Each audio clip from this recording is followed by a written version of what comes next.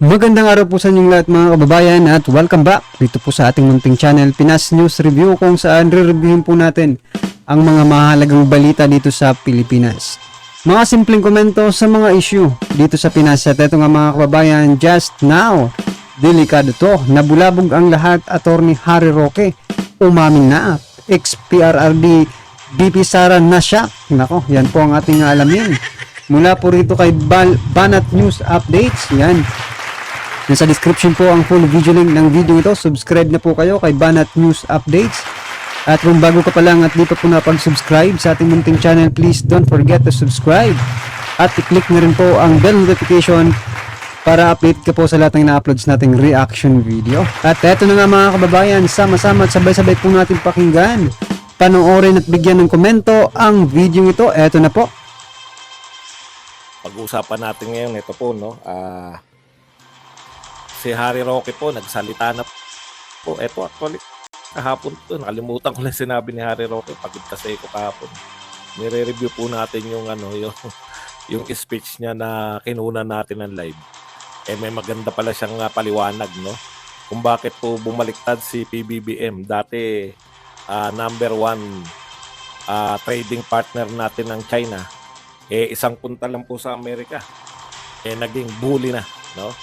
Maganda paliwanag ni Harry Roque. Noon daw panahon ng kampanya, sinasabi ni PBBM, at ito madalas natin marinig, no? Kaya nga, ito talaga yung tunay na continuation. Kasi lahat sila, meron pang kandidato na pagbubuhol-buhulin daw yung barko ng China, di ba? Parang decolores. Lahat parang anti-China lahat Pero si PBBM, no? Kaya nga sabi natin, talagang itutuloy nito yung friends to all enemies to none ni Pangulong Duterte. Alam po ninyo, hindi po popular yung friends to all enemies to none ni Pangulong Duterte. Pero ganun po talaga yung mga Duterte. Pag pinaniwalaan po nila, yung war on drugs, ayun po, very popular po yun. Hindi lang popular yun sa mga kalaban, no? Pero ito po, sinasabi po ni yun pong friends to all enemies to none, talagang yung pakikipagkaibigan natin sa China, talagang ang dami pong tumakas ang kilay dyan, no? Baka nga si Coach Jarrett napunta pa yung itim ng mata sa batok. Tuloy po natin.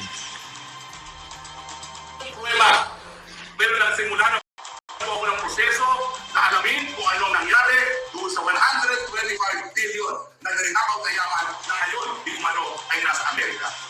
Dahil pag nalaman natin kung ano ang nangyari dyan sa tagong yaman na yan, malalaman natin kung bakit bumalento ang PBBM at ngayon kinakaladkad ang ating bansa. Pinapayala ang mamatay ang ating kasundaluhan para sa isang gera na wala pong interes ang sambayanang Pilipino. Okay. So napakinggan po ninyo yung sinabi ni... Napakinggan niyo po ba? Parang wala akong nakikita ng nagko-komento.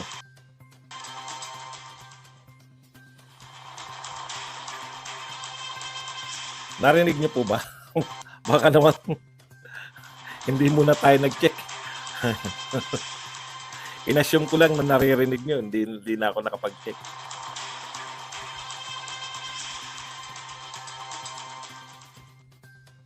So naririnig niyo po? Narinig niyo po yung mga sinabi ni ayun, nadinig naman natin, no? So, ayon po sa teorya ni Harry Roque. Teorya lang kasi wala pa raw po siyang pruweba. Eto po. Maganda po, medyo kapanipaniwala tong si Medyo kapanipaniwala po ngayon yung sinasabi ni Harry Roque na sabi niya, dito po wala pa akong pruweba, no? Pero pinag-aaralan ko na kung ano ang koneksyon ng sinasabing tagong yaman ng mga Marcos sa Amerika at saka itong pagbalentong niya, no?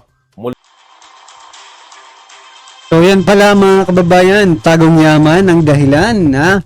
Yan ay hindi pa verified, pero 'di ba, logically, 'di ba? May point, may nasasabi, 'di ba? May masasabi yung sinabi ni Attorney Roque. May katotohanan, 'di ba? At ito pa nga na po mga kababayan ha. yung mga dating vloggers po na tumututok talaga dyan sa tagong yaman na yan, di ba? Ay hindi na po nagsasalita ngayon. Di ba? Sinasabi nila na mag-iiba na sila ng ng content. Hindi na sila maging political vloggers. Yan, ha? Alam niyo na po kung sino yung sinasabi ko, di ba? Pero bakit ngayon nag-ano pa rin politika pa rin naman yung paminsan-minsan, di ba? Nagpo-politika pa rin. Well, anyway, mga kababayan. So, ang opinion ko lang po dito, no? Ang masasabi ko lang tayo po ang delikado dito. Di ba? Kung sakasakaling yan man ay totoo, di ba? Ang kawawa po ang taong bayan, ang sambayan ng Pilipino. Hindi po kasama ang mga Marcos, mga kababayan, sapagkat yaman po nila yun, di ba? Ngayon, kung nagkasundo sila, bakit ito ang hindi nyo bakit ito ang hindi nyo dinggin sa Senado? Baka ito ang may secret deal, di ba? Gentleman's agreement, di ba, mga kababayan, kay Joe Biden. Regarding dyan sa tagong yaman, di ba? Kasi biglaan din nagdagdag po ng mga EDCA sites, di ba? Parang nagtutugma, di ba? Nagdagdag ng EDCA sites, di ba? Tapos kinalaban yung China. Hindi naman malala dati, di ba? Pwedeng pag-usapan sana. Pero ngayon talagang porsigido. Ang ating presidente na makipaglaban, nako. So, eto, yan, sa Senado, Kongreso, kung nakikinig kayo, bakit hindi ito ang imbestigahan nyo? Baka dito kayo makakuha ng gentleman's agreement or secret deal. Nako. Mula po sa dating pakikipagkaibigan sa US ay sa China. Kaya talagang doon po papunta yung sinasabi ni Harry Roque na may kinalaman, no? Yung pagbalentong sa pakikipagkaibigan sa China dito po sa natatagong yaman. Grabe, no? Ibig sabihin, mga kapatid, no? Yung napipinto po na kung tama yung hinala ni Roque, yung napipintong madadamay tayo sa digmaan, dahil lang po sa pagbawi ng nakatagong yaman ng mga Marcoses.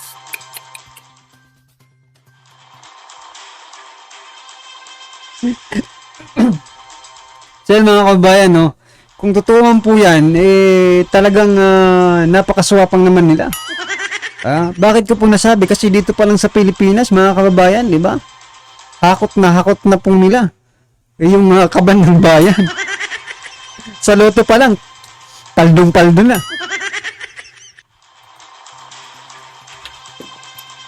Talagang yung kantyaw po sa kanila na above all, family ang ililigtas kaya tumakbo.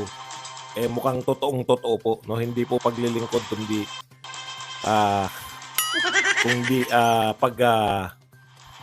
anong tawag dito? Pangurakot. Pagtatanggol sa interes ng kanilang pamilya. Okay, punta na po tayo sa ibang usapin. Alam niyo po, ito po ang patunay na walang katalab-talab, no? Hindi po tumatalab yung lahat ng paninira nila kay VP Sara Duterte. Ito po. Nangunguna na naman po sa survey. Ayan, one-on-one po sila ni iniiwan na po ni VP Sara. 29.3. Tapos si Rafi Tulfo, yung kanyang pinakamahigpit na posibleng makalaban na nagsasabing hindi raw tatakbo ay 20.7, no? So 29.3, lumalayo na po yung agwat, no? At kabahan ka, Tulfo. Alam mo, lumalapit na sa iyo. Mantalang ito si Leni Robredo, alam mo naman ang hangad niyan, no? Ang tanging hangad ni Leni Robredo ay maging second place. Ayan po. So nangunguna pong malayo si VP Sara. Yan. Tapos second si Rafi Tulfo at third po si Leni Robredo na may kartadang. Ito po magiging magandang laban sa second place. Yan. 20.7, 12.2. 12.2 ba yun? Konti na lang, mga dilawan at kakamping, habulin nyo na si Tulfo. Alam na Pero eto lang dito po kaya no kay Senator Tulfo, no? Hangga't may loto po, talagang matatandaan po siya ng taong bayan. No, kasi hindi niya itinuloy yung investigasyon sa sa loto. No, magbabago lang siguro, eto opinion ko lang to Magbabago lang siguro yung pag-iisip ng taong bayan na iboto, no? Itong si Senator Raffy Tulfo for president, no? Kahit ako. Kapag talagang tinuluyan niya yung PCSO, mga ka-review, no? Pag tinuluyan niyang imbestigahan at ipakulong si kung kaya niya, di ba? Pero malabo na siguro, mga kababayan, matagal na Kakala siguro nila nakakalimutan natin, no? Pero hangga't may tumatama weekly, no? Hindi po yan matakalimutan ng taong bayan.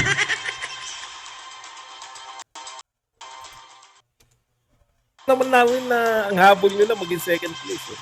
Kaya ganda-gandahan nyo ang paninira kay Tulfo. Diyan kayo magaling. Okay. Ano pa ba? So, ibig sabihin, mga kapatid, hindi po tumatalab, no? Lahat po ng paninira. Pera pa yung dyan, ha? Yan po, kinundak po yan bago pa po itong kontrobersya ni First Lady. Yung all out na nagsabi si First Lady na before po itong bad shot interview ng ating First Lady kay Sara Duterte. Kaya talagang papalayo po. Mas actually, ganoon naman talaga, no? 6 years po nilang siniraan yung tatay. Nanalo pa rin yung anak, pinakamataas sa lahat ng tumakbo. Ngayon, another 6 years na paninira kay Sara Duterte. Hindi po nawawala yung popularidad. Kung hindi, lalong tumitibay, no? Lalo pong tumitibay yung pagiging number 1 ni VP Sara. So, nag-inarte pa si Tulfo na hindi na raw siya tatakbo. Baka i-call ka ng mamamayang Pilipino, huwag kang umiyak-yak dyan na pag sinabi mong hindi ka tatakbo at kinalimutan ka na ng mamamayang Pilipino. Sasabihin nyo, it's too late for you, no? Yan. So, yan po ang good news para sa atin, bad news po para sa mga anti-Duterte. Okay. Ang punto ko pa lang dyan, no? Kawawa naman ang nagbabayad dito sa paninira kay Sara Duterte. Iba na nga ang tono nila, no? Dinadala na nila sa ano yung sinasabi nila, delikadesa, no? Yung mga mag-resign na ng kusa, wala pong. Then mga kababayan, ang mas mahirap pa dyan, mga ka-review natin, kung ito, opinion lang po ito kung ang ginagamit na pera para siraan po si VP Sara ay pera ng taong bayan kasi sila naman ang nasa pwesto, diba? Yun po ang masakit kasi parang yung taong bayan ay ginigisa po sa sariling mantika, diba? Wala na ano po ang inyong masasabi doon sa sinabi ni Attorney Harry Roque, no? Na baka nga yan ay hinala lang naman ni Attorney Harry Roque, no? Totoo man to sa hindi. Kayo na po ang magbalanse, di ba? Na yung pagpunta-punta ni PBBM, no? Ay para sa kanilang sa kanilang tagong yaman. Naku, may kayamanan pala. Kung yan man po ay totoo. Isa lang po ang masasabi ko. Kawawa po ang taong bayan kapag yan po ay totoo, di ba? Kasi instead na magtrabaho sila, instead na sa bagay, ramdam natin, mga ka-review natin, di ba? Kasi wala namang progreso. Kayo po ba na eto, real talk lang po. Saan po mas magandang magaan-gaan yung buhay natin nung nakarang administrasyon or ito? Hindi naman sinasabi ko na iasa na lang natin sa gobyerno yung yung pamumuhay natin, di ba? Hindi po ganun yung gusto kong sabihin. I mean, kung in terms of mga presyo, di ba? Ng mga bilihin, di ba? Kasi gobyerno pa rin sila, dapat tulungan nila tayo, no? Diyan sa mga smuggling, di ba? Sa mga agricultural products na halos 'Di ba? Halos nung una umabot ng yung bawang nga, 'di ba? Oh, nung una, pero na-solve na siguro. Well, anyway mga kababayan, ano naman po ang inyong reaksyon, komento or kritisismo sa video ito ay comment lang po sa baba. Para at least alam po ng ating mga kababayan ang inyong pong nararamdaman, opinion patungkol po sa video ito, right? Kung bago ka pa lang at di pa po napag-subscribe sa ating munting channel, please don't forget to subscribe at i-click na rin po ang bell notification para updated ka po sa lahat ng ina-uploads nating reaction video. Huwag din pong kalimutan mag-subscribe kay Banat News Updates. Nasa description po ang full video link ng video nito. Subscribe na po kayo kay Banat News Updates. Maraming salamat po.